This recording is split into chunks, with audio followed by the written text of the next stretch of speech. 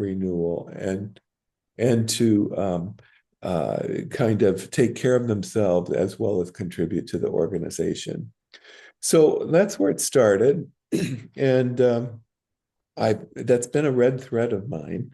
And so I've kind of taken that red thread and weaved it through time. And now that I'm retired, it's an opportunity to put it in a different framework and to curate it and do a digital conservancy. And that's kind of what you guys were reading. It was like the 20-year retrospective on create the future through renewal. Many of the issues are still the same. Many of the strategies for renewal are still the same. And I love Richard Leiter's work. Leiter and Shapiro wrote this book about packing and unpacking your bags for the rest of your life. And in their work with coaches and executives, they define what they call the good life. And the good life is being in the place you belong with the people you love, doing the right work on purpose.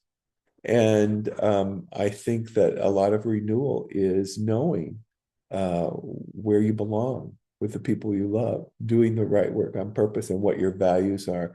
And my whole career is actually about helping people develop their leadership consciousness, whether it be through the Strengths Finders assessment or the Values in Action assessment or vertical leadership development strategies, but to kind of raise that level of consciousness so that they are thinking bigger, larger, more comprehensively than a day-to-day reaction.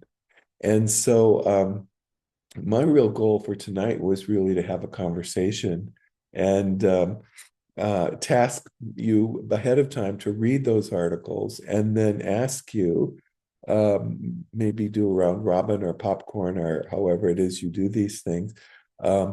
What did you appreciate about that information? How does it influence your thinking? And what, if any, commitment, personal or professional commitment to action, will you make as a result of your exposure to some of those thoughts and some of those ideas and some of those resources? So I'll stop there and let anybody just take over and take charge. Do you have anything to add, Kathy? You're on mute. Um, no, but it kind of fits so well with, every once in a while I coach someone in writing their application for the Academy of Nurses. And it's, if you it's a really arduous task to write succinctly about all the fabulous things you have done, so why you should get into the academy. You kind of have to make your ego go high instead of low. And as nurses, we do things as teams. But I always coach them to think about the arc of their career and why did they become a nurse in the first place? What were they really thinking about? And how has that influenced their entire career and where they are now? Can they see that there really is a link between where they were and where they are? And so I think um, I say it in really simple terms, and Dan says it so eloquently, but I think that idea that, having your own mission statement and being true to that is, I think, so important in a profession where we have so many opportunities and so many challenges. Yeah. I really liked the article that talked about those three different domains, and they escape my head now.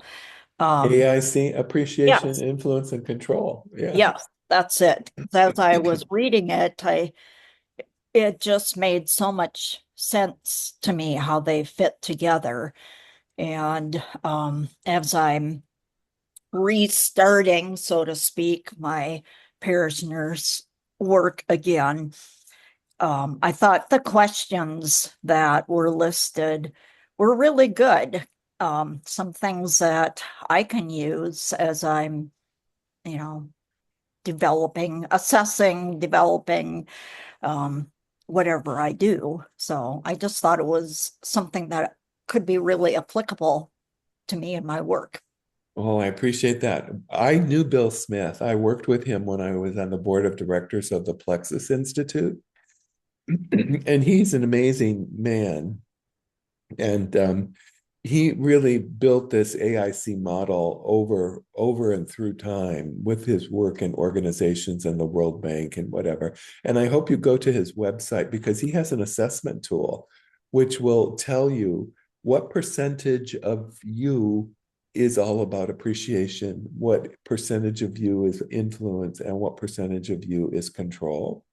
But the interesting thing about all of his work is that he talks about big AIC and little AIC.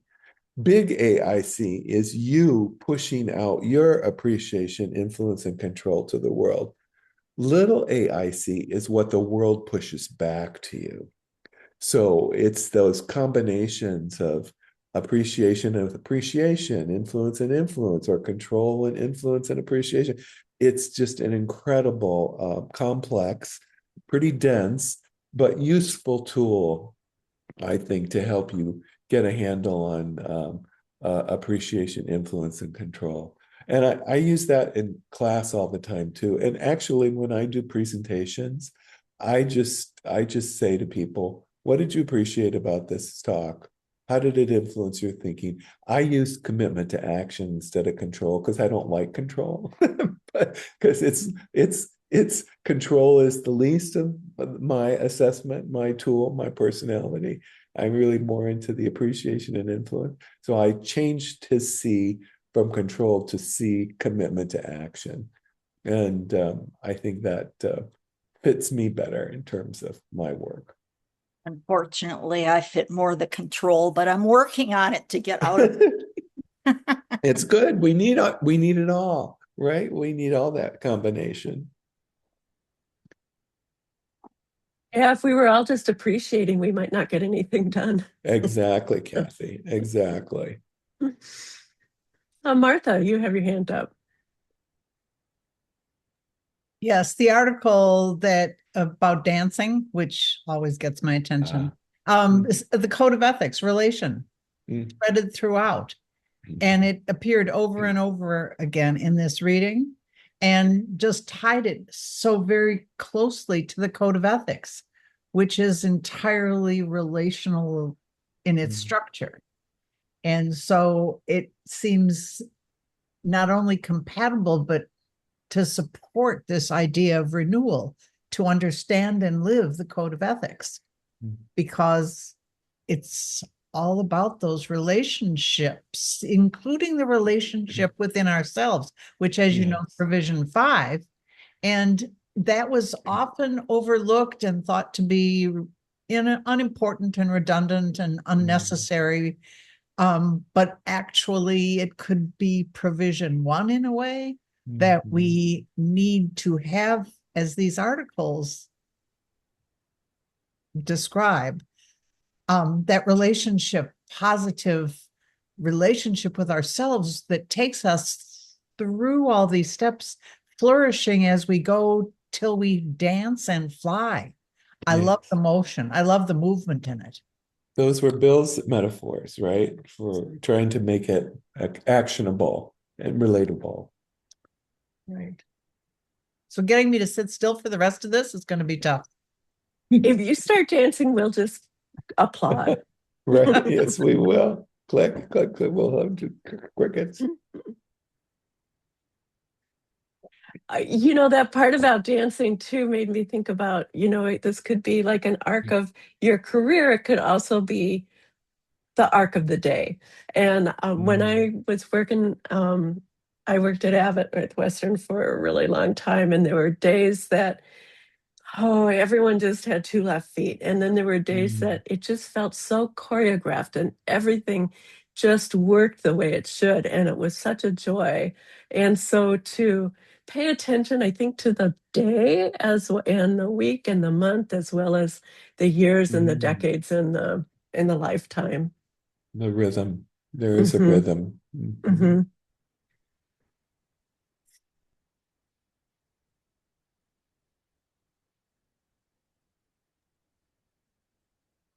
Yeah, rhythm and trajectory. Yeah. are words that capture, I think, the renewal.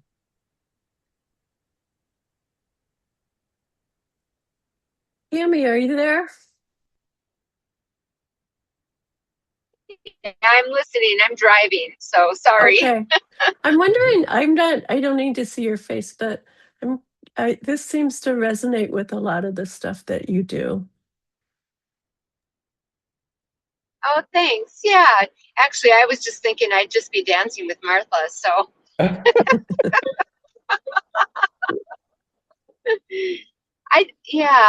think that it all resonates, right? And I think that taking the time to just sit back and really evaluate some of that is probably one of the areas that we just don't do well, right? And so I think that was probably the lesson in even sitting down and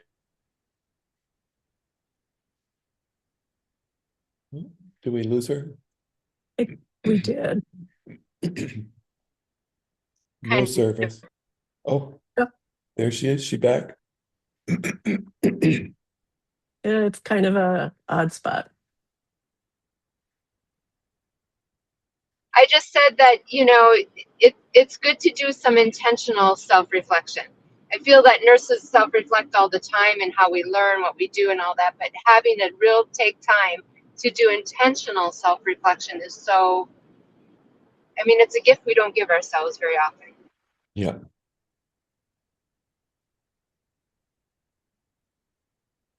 Yeah.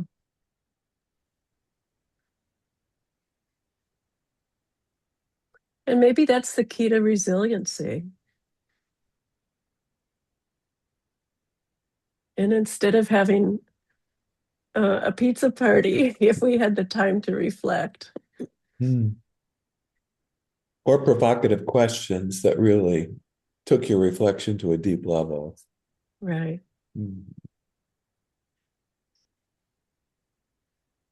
David wants to say something. Yeah, this might be taking us off tangent, Daniel, but as I'm looking at the 3 dimensions of power, I'm trying to figure out if there's like a parallel between Marie Manthes, Oh. and her, what is it? Accountability, Authority, authority, and what was that one starts responsibility. with responsibility? Oh, Yeah, that's it. there you RA. go. Yeah, exactly. And I just feel like there's kind of a parallel there, or adjacent anyway, eh, kind of the dimensions of power. And I think, we have to, I think about that a lot. I think about that as it applies to, giving people delegating authority to make a decision, delegating authority to handle a problem within nursing, within family dynamics, and when I look at this, which article am I looking at right now? AIC. The most powerful leaders give up control. Yeah. Uh-huh. There's a table where it talks about the 3 dimensions of power in the AIC model. Oh. I kind of see a parallel there. Yeah, responsibility, authority, and accountability. Is that what it is?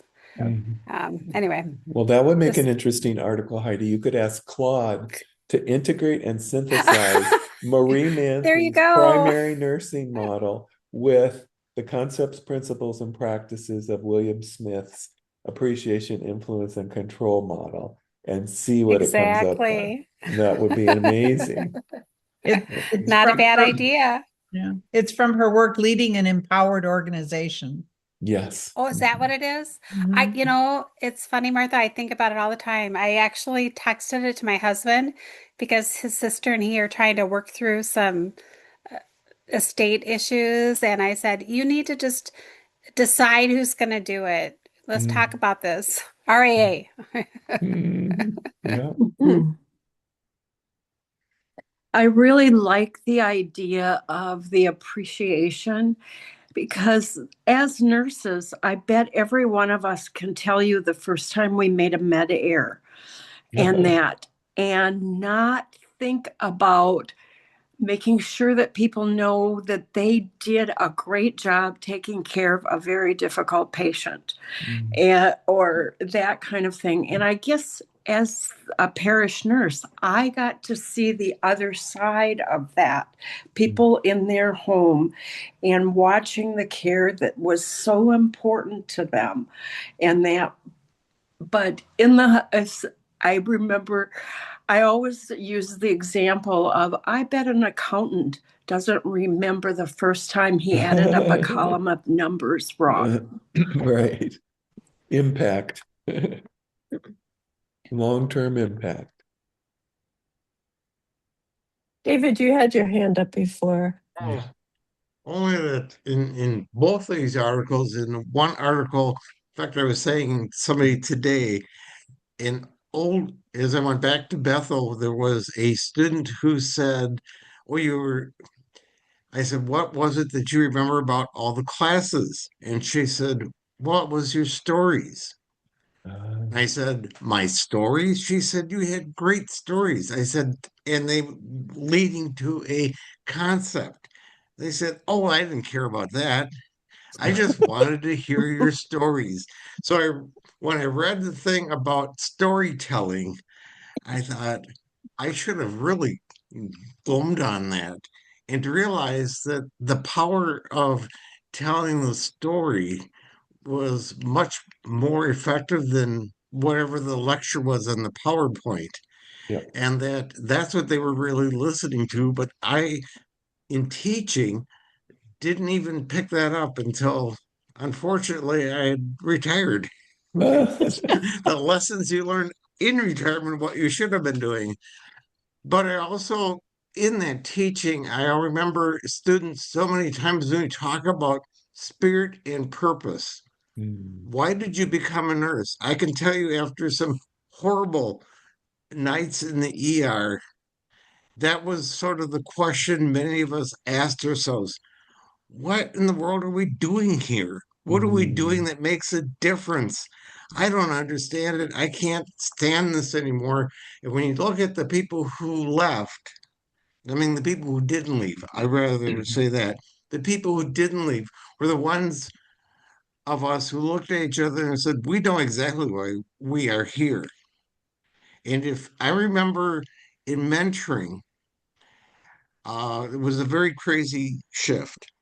And I pointed down the hall and I said, "I want you to just look down the hallway and you see about 4 carts down in the hallway of this very busy ER.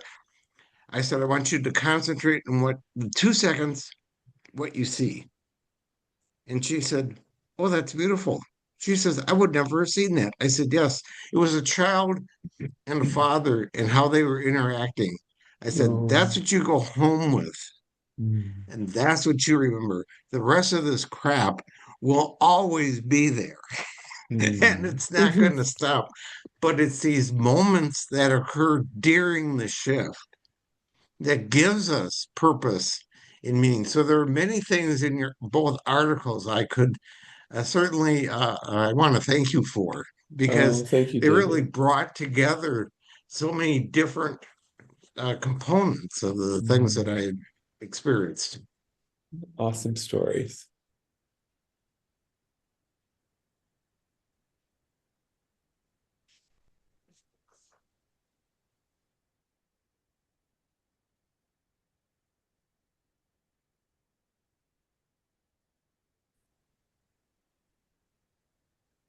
Martha's hand is up again. It's me again. It struck me reading the articles that you sent, one particular section called Influence Dimension. Although I was continually distracted by what to me is A1C, coming from a diabetic family, and just kept jumping out at me. But I was able to overcome that. Filter, But frame, and focus. Yeah. I'm most concerned these days with being able to speak to and understand others who are different than I am in our political beliefs, essentially. And so this influence dimension that clearly says or ask the question, how much do I invest in building relationships before I need them? Which is something I can reflect that perhaps didn't do so well. And how often do I seek to understand others' perspectives before advocating my own? Yep. And I want to like tattoo this on my forearm because I am so absolutely committed to developing an understanding of those who differ in their feelings about what's going on in our country, whether it's locally or nationally or globally now. So I want to just knock on a door and say, I really respect you. I want to understand you. Talk to me. But that seems a little over the top for this neighborhood. So, yeah. from others, developing relationships with those who are different than ourselves. And not that we're all the same in this group, but we really. Do you know the organization Braver Angels? I've heard of it, but no, I don't know it. That's their core thing. You might Google or check out Braver Angels. Okay. Because they're all about wanting to have that same conversation and engage people in dialogue.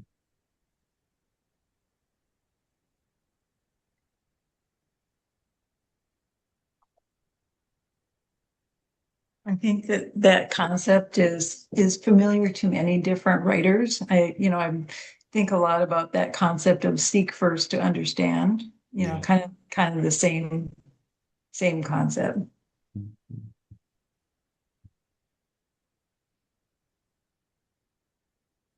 This might sound I've been thinking about how to participate in this conversation.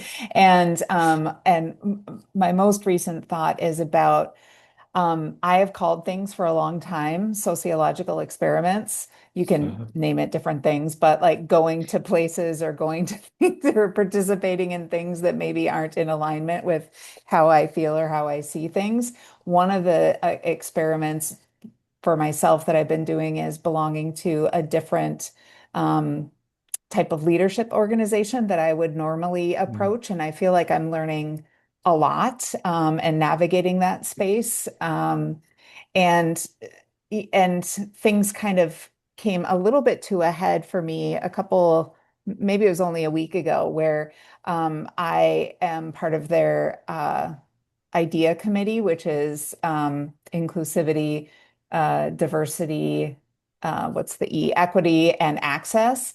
And I've been really pushing this organization on this for a long time and wanted to do some type of community response with them. And it ultimately led to organizing an event at a local federally qualified health center. And I learned that there was feedback that maybe wasn't so favorable about that organization being involved in that sort of thing or naming it as political or that sort of thing. And I was, and then the level of participation really wasn't what I had wanted it to be and wanted to help with this organization and the amount of effort that they put into it too. So at the end, I was like, I couldn't sleep 2 nights before. It was really tough for me because I just kind of keep with like minds very frequently. And I consider myself kind of a grassroots, scrappy sort of person in doing advocacy work and really identify with that. But I think that this is really stretching me, but I wanted to quit. I even told one person, I was like, I want to quit, have nothing to do with this organization. I am so like, just kind of like, I don't want to be aligned with this at all. I cannot believe this, that kind of thing. And then I have since decided that I still think that this is useful for me to learn how to navigate where,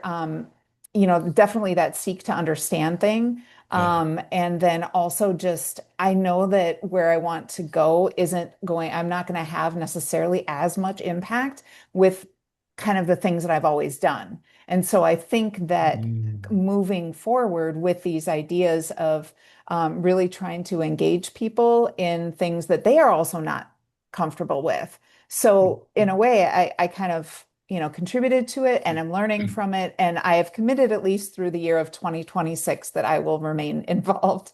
Wow. But that's just one of the things that I'm holding myself accountable for because I said I was going to do it. I'm going to keep there, but it was a little tough for me. And I think I maybe took it a little personally, even though I knew it wasn't at all about me. Wow. So Christy, that is a yeah, great example story of vertical leadership development, yeah, yeah. confronting your action logic at one level and it's not making sense. And it was a heat experience and you're trying to make sense of it.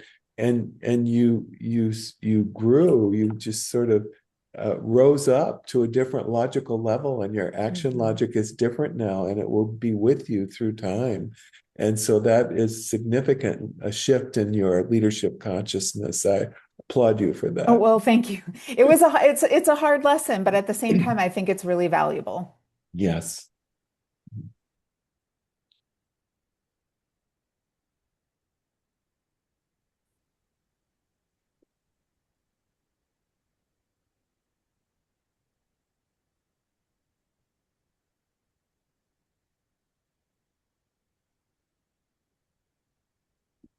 Annette and Susan, I'm wondering about what you think about with your students in this kind of topic.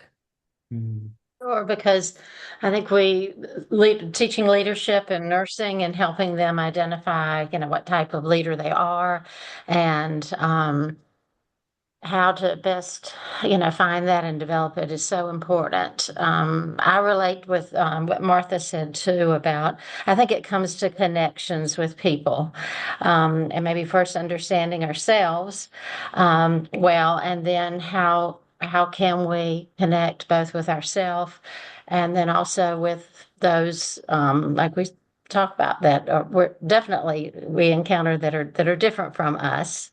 I think sometimes in identifying the differences, though, in people, then we also find the commonalities too along the way. And that can be real helpful for students, something familiar, and then to be able to work from that foundation. But it sounds like this big journey, and sort of like David was saying too, when you're working with students, and I feel like I need to say something really important, like what Daniel sounds so.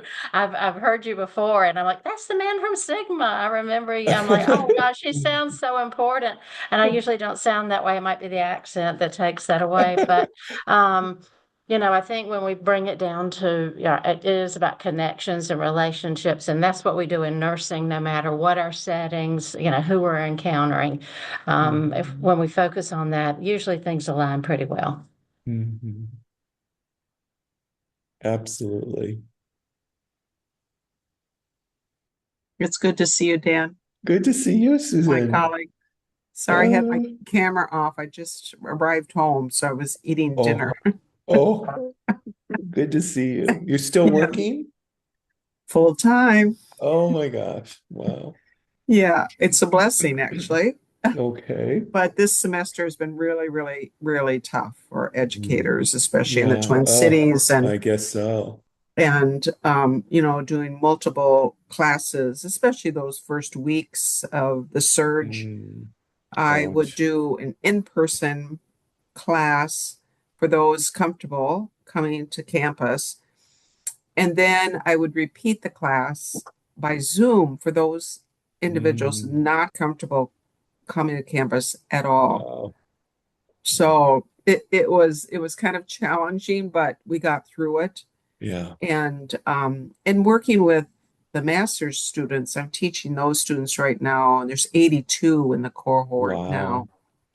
And I keep really reinforcing that they are leaders. They are leaders. They're going to graduate with a master's degree. And they really resist that. And I said, okay, well, let's say lowercase L right now. Uh, You can say lowercase leader, but this is what's going to happen when you graduate with your master's degree, in terms of being able to critically appraise the literature, the research, the evidence, do projects, that kind of thing. You will be viewed as a leader, because their idea of a leader is, oh, that's the nurse manager, yeah. you know. And so I'll ask them throughout the semester. I say, now that you've been in clinical for a while, who do you notice is the leader on that unit? Good for Oh, we're you. discovering it's not the nurse manager. No, it's not. Yeah. You know, and what are the characteristics of that person? And, you know, how do you describe them? And what are the relationships that that person has with the rest of the staff, right down to the people who help with cleaning the rooms and delivering the food and all, you know, and to see how they describe how humanely that leader treats everyone. Those relationships are positive.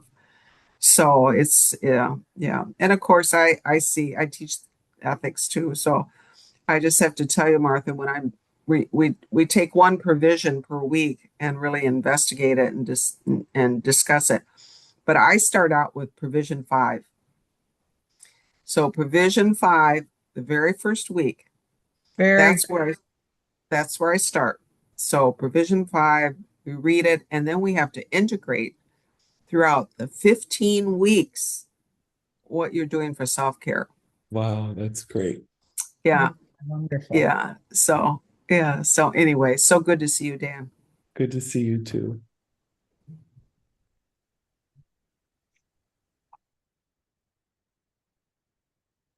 You know, I Susan makes remember. you think of, Go ahead. Go ahead, excuse me. Tammy.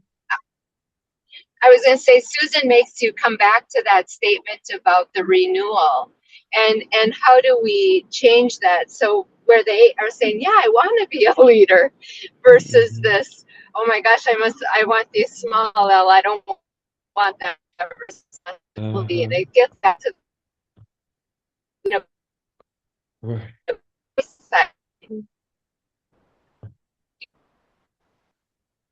Well, that's where the novice to expert comes in handy, because you can be a novice leader and an expert leader and everything in between. I also really, Susan, what you were, and nice to see you. It's what you were saying. It just really strikes me as you know, you're bringing the relational aspect of it and what like the sort of what I would see as like the true leadership qualities and really reflecting on what people are seeing. And I think that would stick with people. And to not just see like titles, but like how are these people relationally, you know, interacting with each other? And then even if they are like small L leader, that's, you know, then can be the role model for like how can you um show those qualities in your own work, whether or not you're a nurse manager or whatever the formal leadership title is. When I was a student nurse in rehab at the VA, the actual leader on the floor was a nursing assistant who, who was a tyrant. So part of our discussion was Control. when you have a I'm just tyrant who, yeah, how do you gain control, or how do you become a leader so that you're not that kind of a leader? It was fascinating because he was leading everything there. Wow. High control. High control. Yeah.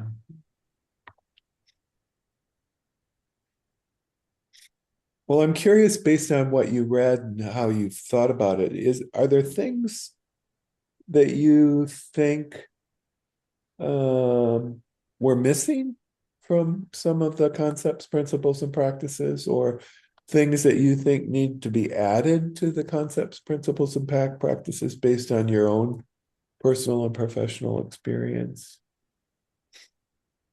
Kind of like what's missing, what would fill a gap or a hole in regards to appreciation, influence, commitment to action, renewal.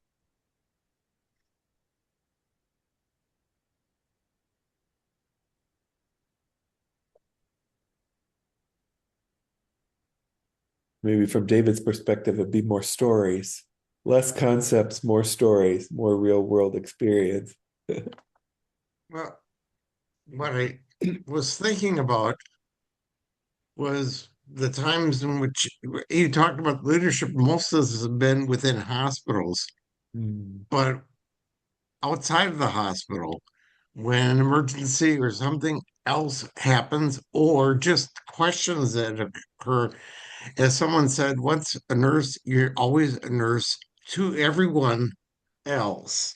mm. And what my wife, who's also a nurse, and I have found is that the lay doesn't, they don't really care. They want they want information, they want to talk to you and that sort of thing. And I found at church, since we have a number of parish nurses here, it's at church that many times I have found where people have asked, they've turned to you, and when I've asked why, they said, well, because you're a nurse, so you should know what to do. Yeah. And I sometimes, if there Most was trusted something missing profession. in this, I can see we don't really look at it at the times outside of the institution, Mm, but others see us in terms of that role because of your license. wow. Yeah. Mm. Good point. Hi, Mary. I have a comment. I don't know your document inside and out. I just was driving back through the storm, so I'm in recovery right now from that.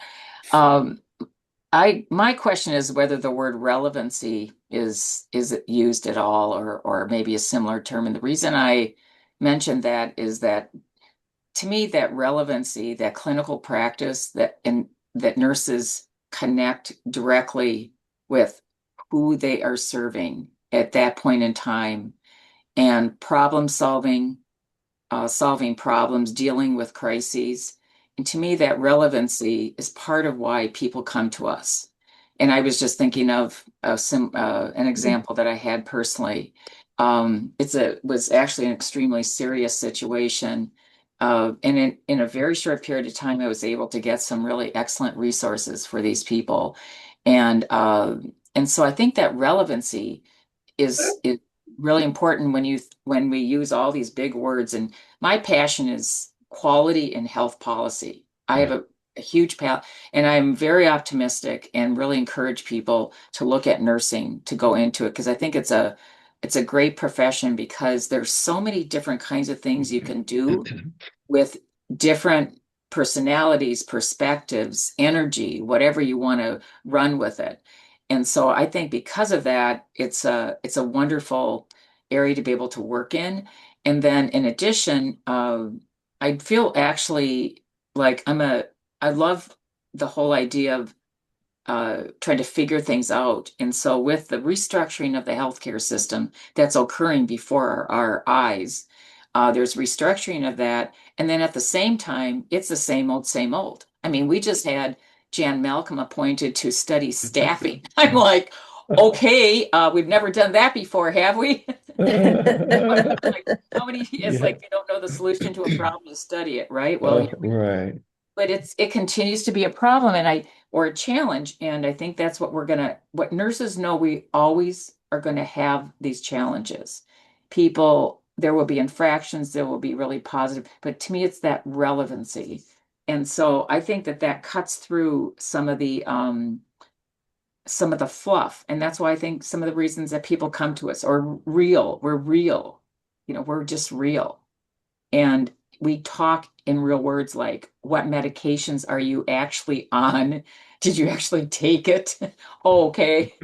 When did you take, all that nitty gritty detail that can make something really very serious, not so serious, or, go like this.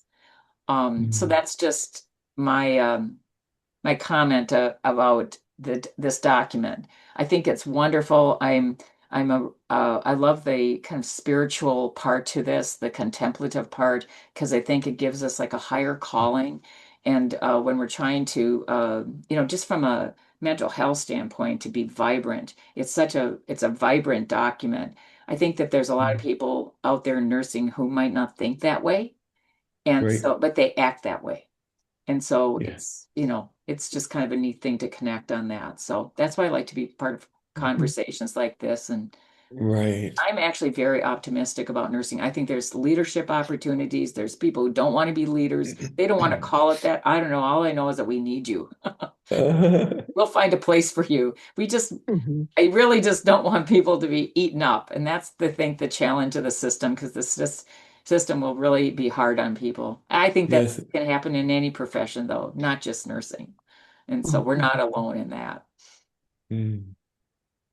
I really admire and appreciate that, Mary, because you are talking about creating a caring society, which includes and transcends nursing.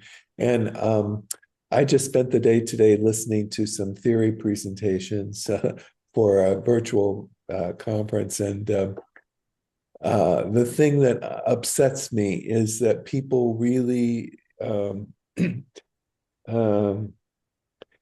I find many nurses try to protect and defend their role as a nurse. And when they protect and defend their role, I call that the identity trap. I actually wrote something today about that, and I'm going to post it on LinkedIn.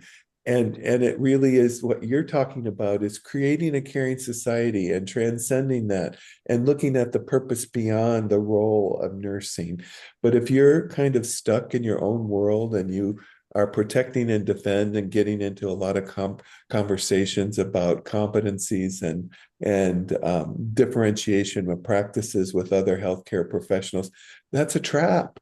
You need to operate at another logical level that is more holistic and more spiritual, maybe more energetic, more comprehensive. And that's where you are, Mary, I can tell. And I'm sure you got there through a lot of different experiences. Oh, yeah. And I've seen it. I was a regulator.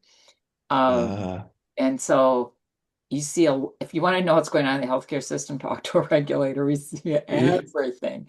Right. And what was one of the most interesting things that I heard was from someone who's not in the healthcare field. This guy was a very successful kind of businessman. Okay. And he was talking. I said, "What do you do?" "Oh, I'm in health. I work on regulations and we make sure it's quality and all that kind of good stuff. And the nurses make a difference because, when you have good quality, it's always the nurses and they're there. Now, okay, fine. We all know that." And he said, "I never had problems with regulations because whenever there was one that I didn't like, I always found a way around it." Exactly. Not a problem. Not a problem. And I'm like, "Yeah, we know that." And then I thought, well, okay, what's happening right now? So we have the CDC and the FDA that are not they're for standards that have previously been in place. And what's happening is that the professional associations, AMA, whatever they are establishing those standards and they're going to be used. It's going from the public sector to the private sector. Just right now, right in front of our eyes. Yep. And there probably is, might do a pretty good job at it. The problem is at some point, that public good perspective, that's the piece. And it'll come back around. But that's what's happening in a couple of areas. So it's going from the public sector to the private sector. You got it. Am I missing something? No, you're right on target. Are we complaining about it? Probably going, "Whoa, I'm glad somebody's doing something," right? For a while. Some of us wish that somebody would be doing more. I mean, I think organizations have this, we should do something, but we might lose members. And so that yin and yang and courage is an important thing to have these days. Absolutely.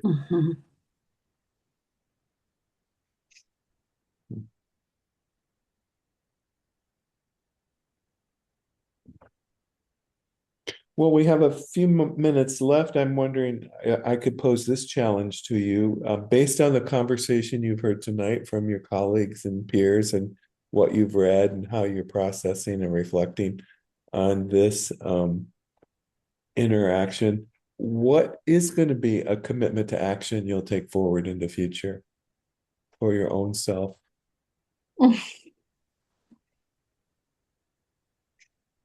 And you don't have to share, but just it's a question for you to ask. But if you want to share, I'd love to hear.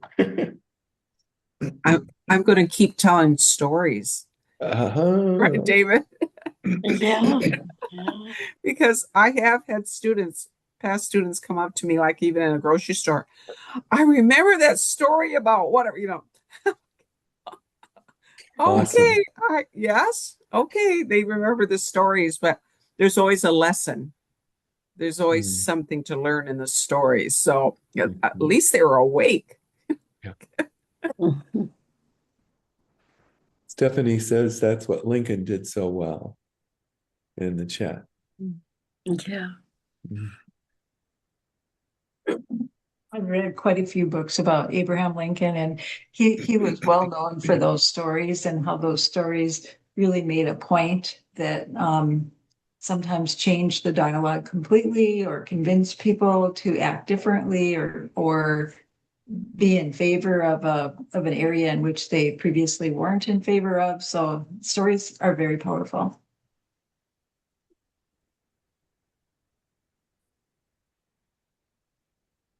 Somebody else's commitment to action?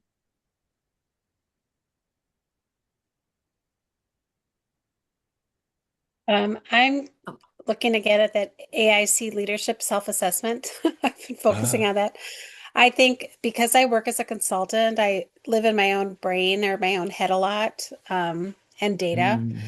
And I think I there's opportunity for me to try to let go of my preferred outcome and remain open to emergence. That's the one that I think is calling out to me, because I'm really always looking for the answer that makes sense to me alone. So I think this is a really good reminder. So thank you. Yeah. This is Mary Tanner. I would like to say, well, Kathy knows what I do now. I'm an IRB chair. Oh, here in the here in the Duluth area. I'm retired as nursing, but I still use my nursing account as the IRB chair. But I like to tell any students and nurses that I would like them to first take care of people who are involved, in some research task, and or if students would like to learn how to do it when they're in school, and if they can do any activities, that kind of stuff. So I like to encourage IRB for a lot of people. that's great.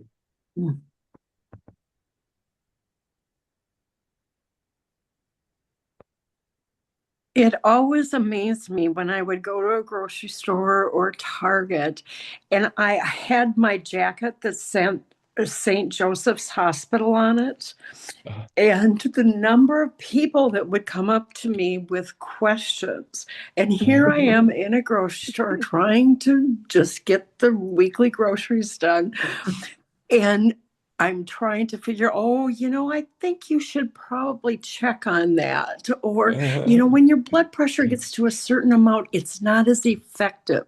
And so here I am trying to provide care. And what I came away with is people respect us as knowledgeable and competent. We may not see ourselves as knowledgeable and competent all the time, but there's that other group of people that really see that.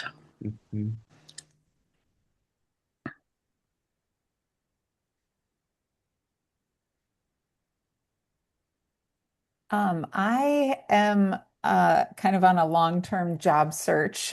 And so I think one of the things that I am in the process of doing is trying to figure out how to relay my experience through conversation, but also like actually on my resume, and picking up some of those things that would speak to maybe the non-nursing worlds and leadership roles that are still within healthcare, but may not be specifically around nursing. And so that's one of the areas that I've been looking at. And I know early on in this conversation, I don't know if it was Kathy or someone else who was like saying that a lot of times we talk about the team aspect and the thing, and it can be hard to find your ownership in that. I still find it very challenging, but I am working on trying to figure out how to better communicate that, at least for an initial conversation with like a potential employer or something like that, because then I can transition into the team stuff and how important that is and how important it is to involve those most impacted and all of that stuff. And really, I think, also my background is primarily in primary care and community nursing too. So I think that's where it's important to me to have so much of this relational aspect, this relational discussion within those types of roles and bringing it up through leadership. So not heavy on the control part, as you can see. Fun.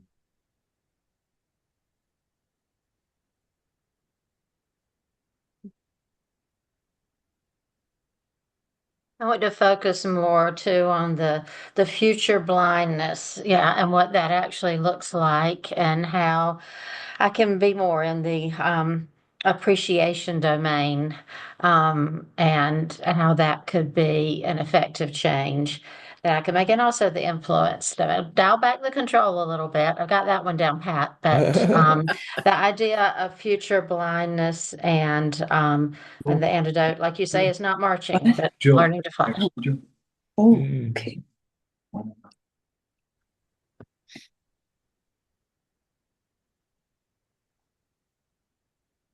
Sometimes I think people think they don't have time for the appreciation. They just have to do control because there's just not enough time. But it usually seems to me that if you take the time, you end up saving time.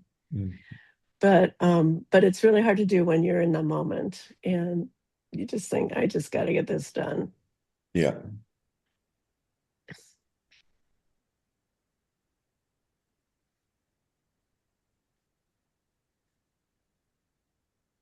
I think of something that's coming to mind again around relationships and the value of appreciation, especially in longer term type relationships, is trust and building trust, and how even individually that kind of if you do have that trust, it can spread. Like as we talked about, like nurses being the most trusted profession, but I think about that just in healthcare and other aspects too, where maybe people or communities will learn that it's safe to come to you as an individual, or maybe a clinic or things like that. So I just think about how valuable that is in putting it in your sort of human capital bank of just relationships and things like that. My mind just went, but anyways, yeah. Absolutely.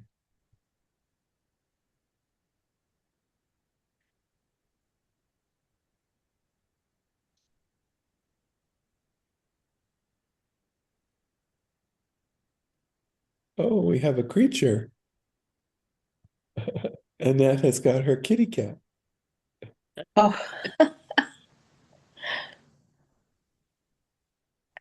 Sweet. A very appreciative cat, I'm sure. Darling.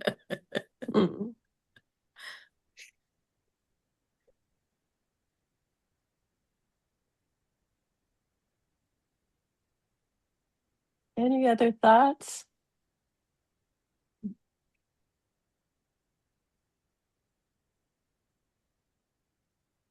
Well, I would encourage you to go to the Foresight Leadership Future of Nursing and Health website at the Digital Conservancy at the University of Minnesota, because I have put a lot of ideas and articles out there. And I also am starting to upload things to my LinkedIn account. So if you're on LinkedIn, be sure to connect with me and follow me, and yeah, and stay tuned, because I don't have much to lose now that I'm retired, so I can be provocative. Interesting. I can poke people, and I don't have love to. it. I don't have to have peer-reviewed articles. I can just say what I Love mean it. and mean what I say. So Awesome. it's not. I'm not on the tenure track anymore. So there you go. I was at a party once and I was sitting with women that I didn't know. One was 60, one was 70, and one was 80. And one said, "Oh, 60 is being in my 60s is great because I can just do whatever I want." And the 70-year-old said something similar, and the 80-year-old said, "Oh, it's just perfect because all the bullshit's over." So true. So true. Influence all the way. That's right. They were Yeah. all three wonderful women. Oh, people are bringing their creatures. Susan's brought her dog. Oh, he's cute, Schnauzer. Cute. Jim, you should have a bunch of dogs. Uh,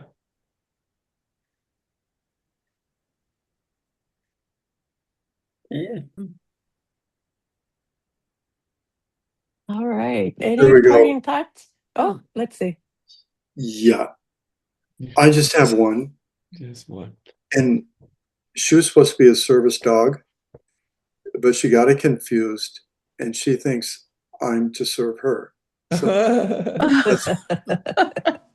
that's why I can only work part-time. So it's been lovely of all of you to have me this evening, and terrific conversation and a lot to think about. Thank you very much. What branch of service were you in? Army. Great. Yeah. In fact, the last 2 years of nursing school, the Army had a program where they would pay for your junior and senior year if you served in the military for 3 years. And so that sounded pretty good to me. Got a lot of good nurses that way. We have that in common, Jim. I'm a product of the Army Student Nurse Program too. I read that in your bio, so Yeah. yes, mention it. Yeah, It was a good thing. Yeah, very good thing.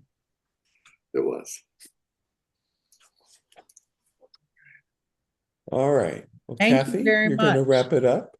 Yeah, thank you so much. This is a little different than some of the other meetings we've done, but I think having the time to sit and think and reflect, it's we're starting to model what Dan's writing about. So, Dan, thank you for being here. And Thank you when for you the have invite. something else to share, we want to know about it.